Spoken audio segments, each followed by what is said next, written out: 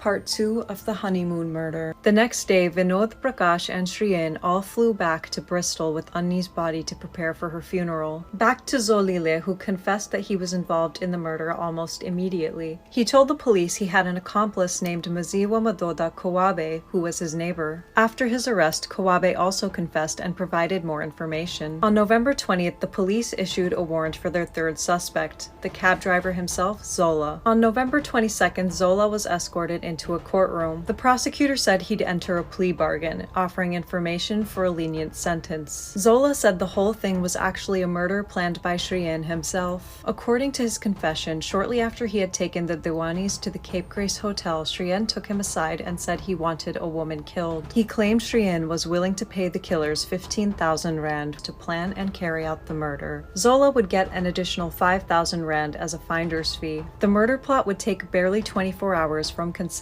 to execution. Zola said he first reached out to a middleman, a hotel receptionist named Monde Bolombo. It was Monde who then led him to Kwabe. At noon on Saturday, Zola said he met up with Shrien again at the hotel and the two men sketched out the outlines of the crime together. The hijacking would be simulated, Zola said. The agreement was that after the hijacking of the vehicle, both Shrien Devani and I would be ejected from the vehicle unharmed, after which the deceased would be murdered. Kawabe and Zola were offered reduced sentences in exchange for guilty pleas and truthful testimony against Shrien. Monde was granted full immunity from prosecution in exchange for truthful testimony against Shrien. Vinod also began to suspect Shrien based on questionable behavior and stories that would change. Shrien hosted a pizza party the night before the funeral. Shrien got into a fight with Anni's sister and refused to let her speak at the funeral. He and his family also hired a press agent who represented disgraced politicians and celebrities facing bad press. Shrien's brother demanded that Anni's family sign an agreement to not speak to the media unless they consulted this agent. Meanwhile, Shrien recounted inconsistent stories to the press. Vinod decided he was no longer being kept properly apprised of the case details, so he flew back to Cape Town himself for Zola's next court appearance. Vinod was there when Zola and the other men confessed, stating that the entire hijacking was a ruse, a murder plot orchestrated by Shrien himself.